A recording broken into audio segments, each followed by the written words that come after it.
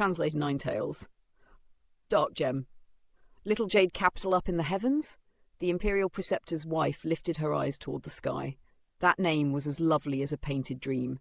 Jade Capital, an imperial city carved of jade, the place where immortals made their abode, without smoke or flame, without the dust and air of the mortal world. Back then, Wanderer Jen once stepped out from this enigmatic little jade capital to bar my path, yet it was a pity. He failed. The Eternal Peace Imperial Preceptor's gaze still carried questions that had never been answered. Before he died, he told me I had to go to Little Jade Capital, and that there would be things there which might overturn my thoughts, and now I have arrived. Before them, within faint mist, a fairy tale paradise seemed to surface little by little. Chinmu's treasure ship halted at Fen Prefecture. He brought Hulinger ashore to buy New Year's goods, and they loaded the ship until it was filled to the brim. Fen Prefecture was still counted as peaceful. The magistrate was gathering divine arts practitioners to forge all kinds of spirit weapons, then boarding a flying ship to store away the cloud hanging in the sky. In some regions, sunlight had already spilled down, and the snow had begun to thaw, yet everything looked colder than before. Fen Prefecture produced strong alcohol in abundance, and the people often drank it to resist the cold. Even with the bitter chill, many villagers still climbed the mountains to chop wood, using firewood to keep themselves warm. Moreover, prices had swollen. Goods were far more expensive than in times past. Chinmu was wealthy and felt no difference, yet Hulinger did a few calculations and told him, "Young master, the prices have multiplied." Chinmu was slightly stunned and said, "It's earlier than I expected. Stabilizing the prices of goods is the duty of the Minister of Revenue. It isn't our problem, so long as the dark cloud disperses and the Imperial Court sends thence disaster relief. There shouldn't be much trouble in the north. I only fear there will be those who stir trouble on purpose." They still hadn't bought enough New Year's goods in Fen Prefecture, so the treasure ship stopped once more at Lai Prefecture. The goods here had also inflated several-fold, and quite a few merchants had begun hoarding large stocks, waiting for prices to rise further before selling to reap enormous profit.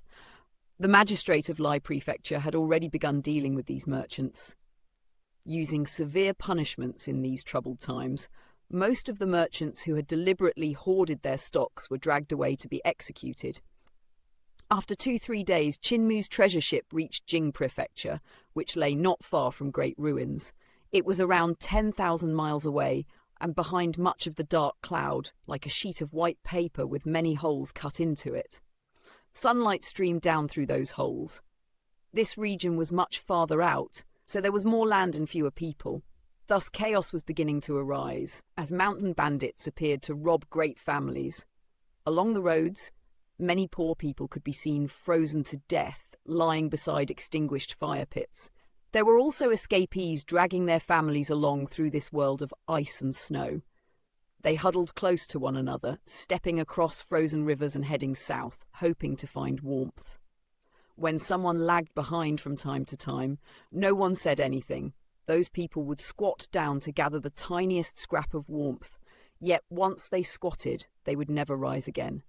Where river water had pooled, it had become a massive ice mountain that gave off creaking sounds from time to time. Great chunks of ice would then slide off its body, a sight that was terrifying to behold. Chinmu saw that among the escapees were young people skilled in spells. Caring for the migrants, he brought his ship down onto the frozen surface and asked about it. These youths were disciples of Heavenly Devil Cult. "Tell them to stop searching for a warmer climate. Everywhere is frozen," Chinmu said. They won't listen. One Heavenly Devil Cult disciple removed the face mask guarding him from the cold, revealing a dark red face. Beneath the loud whistling of the frigid wind, he told their young cult master, "Once these people stop, they will have no more hope. If they keep walking, there will still be hope in their hearts that they can find a warm place." Chinmu was stunned. He took out some New Year's goods that could keep people warm and handed them to the Heavenly Devil Cult disciples, having them distribute it to those in hardship. With the whole empire locked in ice and snow, demons and monsters will also come out to seek food. Be extra careful. He did not linger long in Jing Prefecture. His treasure ship rose into the sky and headed toward great ruins. The winter in Eternal Peace Empire was outrageously cold, and as time passed, it only grew colder and colder. Soon, countless icicles hung from the treasure ship. Its speed dropped by a wide margin, while the depletion of medicinal stones grew greater and greater. Every few thousand miles, Qin Mu had to halt the ship and knock away the icicles. Only then could the ship's speed rise again. Hu Linge stood beside the pill furnace, feeding medicinal stones into it from time to time. Qin Mu maintained the direction of the treasure ship as it flew very low. He turned his vital qi into vermilion bird vital qi, wrapping his body in blazing fire to keep himself from freezing. The farther west he travelled, the more desolate it became. The more desolate it was, the more escapees there were, and the more people lay frozen to death along the roads. Furthermore, in desolated lands there were fewer divine arts practitioners, so there were more places without sunlight. Those places were still covered by thick dark cloud, making the weather even colder. The might of this snow disaster was far greater than Qin Mu had expected. The number of dead also surpassed his estimations, and the cold was only growing stronger. All of a sudden, flames burst from the sky as a gigantic snake slid out from the clouds, spewing fire everywhere to drive back the frigid air. Demonic aura poured out as the huge snake slithered forth from the cloud. Qin Mu's heart jolted, and he immediately drove the treasure ship upward, plunging into the clouds. That huge snake swept its gaze around, a flirtatious-looking man standing atop its head. The man spoke in doubt. "I clearly saw that brat's ship just now, so why has it vanished? Sister Chu, release the insects!" Countless insects flew out, and a woman was revealed standing upon an insect cloud. With a casual stretch of her finger, the insects shot off in all directions, boring into the cloud. Qin Mu's treasure ship threaded through the cloud when it suddenly met a golden insect head-on. Seeing the ship, the insect was likewise shocked and immediately halted. Qin Mu thrust out a finger, his vital qi turned to sword qi, and with a clink he stabbed into the insect's body. Yet the insect did not die. Instead, it swelled larger, becoming nearly 3 yards long, squealing as it pounced at him. Qin Mu's vital qi sank into Tao Ti's sack, and Junior Protector Sword shot out with a whiz, cleaving the huge insect into 2. At that moment, a chuckle reached his ears. "So the cult master of Heavenly Devil Cult is here!" Qin Mu turned toward the voice and saw the clouds behind him turning red. He instantly knew it was bad and shouted, "Linge, turn all 3 pill furnaces to the maximum!" Boom! Vast flames erupted and swept through the cloud, smashing into the bow of the treasure ship. Qin Mu grabbed the helm at once so he wouldn't be flung away.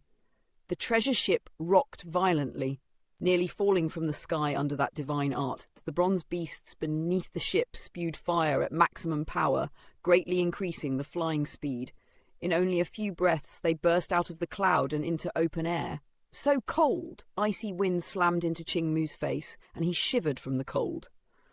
The vermilion bird vital qi around him cooled, and icicles soon covered his face and hands. A tremendous bang rang out as the treasure ship broke past the speed of sound. Hu Linge shut down the pill furnaces at the bottom of the ship, and the flames from the bronze beast's mouth shortened. She said, "Young master, we don't have many medicinal stones left." Qin Mu looked back and saw flames pouring out from the clouds. The huge snake had flown out, following the brilliant gold swarm of insects that rushed over. However, their speed was far slower than the treasure ship's. Even with the treasure ship slowed, they could still forget about catching up. Qin Mu steadied himself and used his vital qi to wrap the ship before entering the hold. "How many medicinal stones do we have left?" Hu Linge was still busily pouring medicinal stones into the pill furnace and could only pout at him. Qin Mu looked over and frowned slightly. He saw that almost all the baskets were empty, save 1.5. The medicinal stones used for Eternal Peace Empire's flying ships were specially prepared and wrapped in craft paper. They only needed to toss in packet after packet, and the flying ship's flight could be maintained. They had purchased over a dozen baskets of medicinal stones, which should have been enough to reach great ruins. Yet, because they kept stopping along the way to melt away icicles, their stock had been exhausted. Hu Linge said, "The weather is too cold. If we force the pill furnace to its maximum, I reckon we won't be able to make it to Great Ruins." At that moment, violent tremors shook the treasure ship, and Qin Mu immediately strode out of the hold. Just as he poked his head out, he slammed the hold door shut again. Clink, clink, clink. A barrage of concentrated strikes rang out as more than 10 flying swords stabbed into the hold of the ship. Qin Mu shoved the hold door open and saw a sword pellet whirling in the sky. The deck and hold were filled with flying swords, trembling as they tried to wrench themselves free and return to the sword pellet. Hack sword form! Qin Mu raised his hand and chopped down. Junior Protector sword hacked down, splitting the sword pellet. It exploded, and 100 shattered flying swords rained from the sky. "Superb sword!" a voice exclaimed. Qin Mu looked toward it and saw a scholar running through the sky 10,000 feet above them. His speed was enough to make anyone's eyes go wide open. "Heavenly Devil Cult's Cult Master Qin, your identity is revealed and the road ahead will be rough." That young scholar sprang forward as if he were flying. Divine arts burst behind him from time to time, pushing his ahead again and again. He smiled as his steady voice carried over. "There are many Dao friends waiting for you up ahead." Qin Mu's gaze flickered and he extended his hand. Junior Protector sword swept out in a cold gleam, streaking toward the young scholar.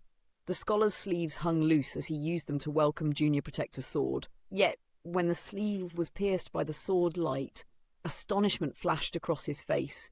He immediately flicked his fingers, and another divine art burst forth, turning into countless sparrows bearing flames that crashed into Junior Protector sword. Qin Mu's sword finger spun, turning into spiral sword form, shredding every sparrow and heating Junior Protector sword until it glowed bright red. Yet the sword kept spinning and weaving around that young scholar until he was left bare without a single piece of clothing. Superb sword skill! The young scholar halted at once and drew distance from the treasure ship. Qin Mu felt the range of his vital qi thread control had reached its limit, so he took out the sword sheath and shook it against the wind. The sword sheath transformed into a fish dragon, and Junior Protector's sword flew back like a shooting star, swallowed by the fish dragon. "Amitabha!" A Buddha name rolled down from the sky. Qin Mu hurriedly raised his head to look, and his eyes met dazzling sunlight. Within that blazing radiance, he could faintly make out a gigantic Buddha shining in brilliant gold, descending straight from the sky toward the treasure ship. Qin Mu's vital qi surged, and Junior Protector's sword flew out once more, transforming into drill sword form to stab at the huge Buddha crashing down from above. "Vajra unbeatable!" A shout rang from midair, and Qin Mu instantly felt drill sword form's movement become incomparably sluggish. Immense pressure crashed down upon him, travelled through his body, and pressed onto the treasure ship. Bones in Qin Mu's body creaked as he resisted the force, and the treasure ship also creaked and sank downward. Translator Ninetales. Editor Dark Gem. This monk is an expert. Qin Mu let out a muffled grunt, his body shuddering as he assumed the Mars Sovereign form, bull-headed, standing upon 2 dragons. The Overlord body 3 elixir technique revolved in accordance with the Mars Fire Marcus True technique, and his vital qi surged by leaps and bounds to withstand the crushing pressure from above. The third bull's eye between his brows snapped open, blasting a pillar of fire straight into the heavens. A pained grunt sounded from above as the immense sun behind the giant Buddha's head was pierced by that beam and shattered. The towering Buddha vanished, reverting into a youthful monk. The force weighing upon Qin Mu eased greatly, and the blazing flames around his body swiftly coursed through the entire ship, melting away the icicles clinging to it. The treasure ship's speed climbed explosively as it plunged into the cloud layer and pressed onward. In midair, the tall, sturdy monk gripped a 9-ringed monk staff while balancing on one leg. Blood dripped from the other as he swept his gaze across the surroundings. Earlier, he had employed the Vajra unbeatable technique to meet Qin Mu's drill sword form head-on, and the leg that had blocked the young man's sword move was mangled.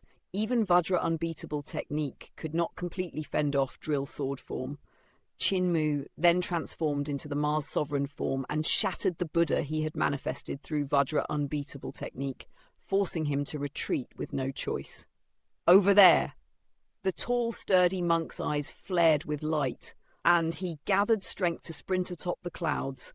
Each time he stepped forward, a white lotus bloomed beneath his foot, offering a foothold that let him burst ahead with even greater force.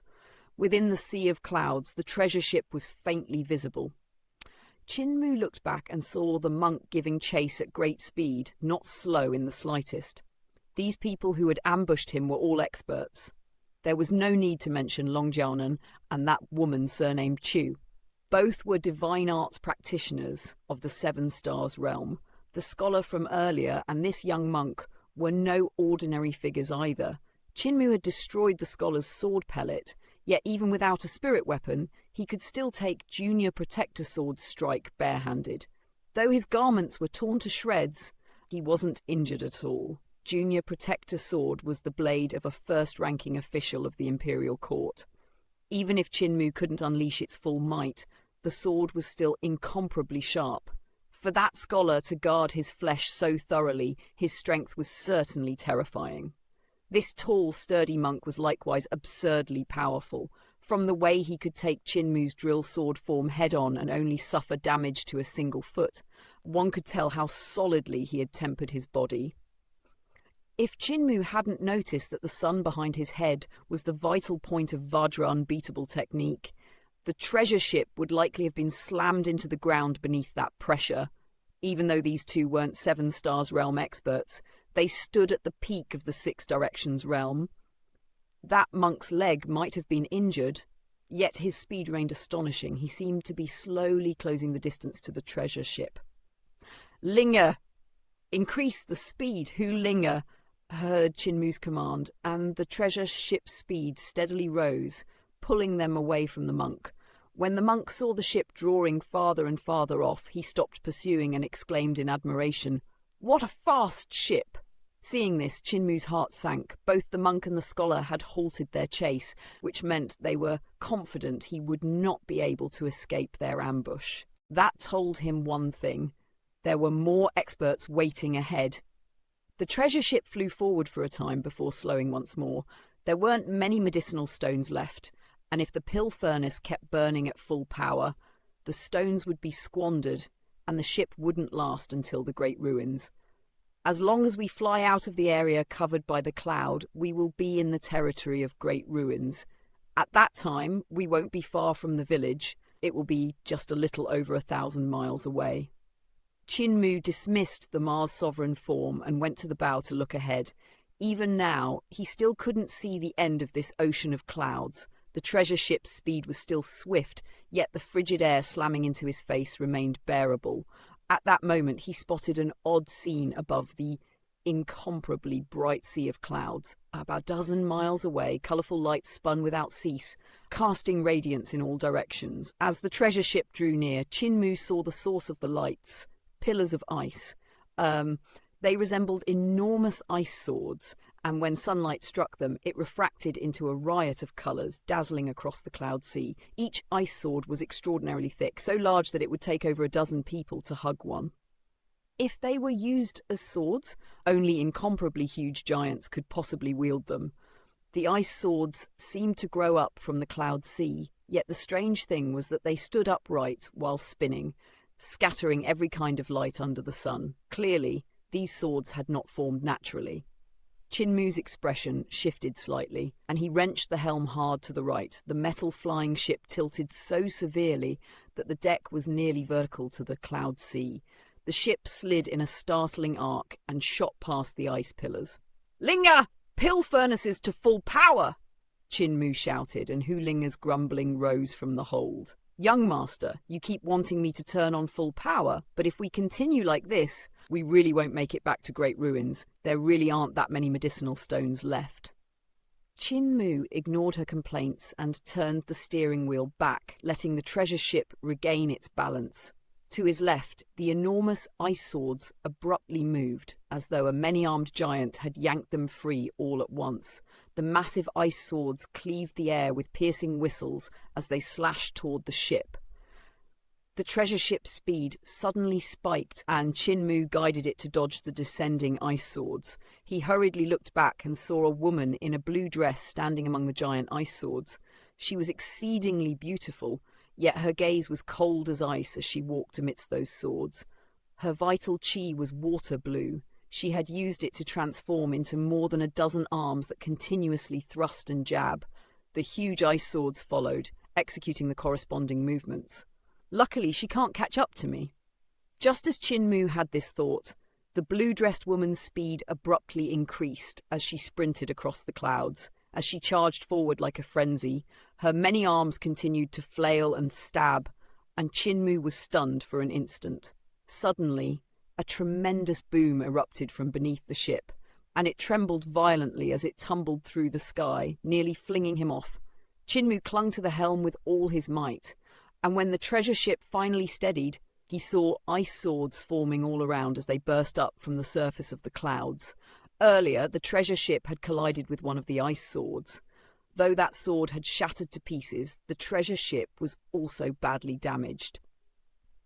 The ability of this woman is extremely high and is even greater than that of the monk earlier. Her speed is also extremely fast. Qin Mu steered the treasure ship to evade the ice swords, but as more and more of them grew from the cloud sea, avoiding them became increasingly difficult. Qin Mu shouted in anger, "Where's Duqian Devil King? What are you calling me for?" Duqian Devil King strolled out lazily from the hold, wearing a look that said, "Even if you kill me, I'm not going to help you." Seeing him like this, Qin Mu poured his anger onto him. "Do you want to kneel down and lick my toes again? If you don't, you better come and help. You think I'm scared of you?" Duqian Devil King sneered, yet he still walked over.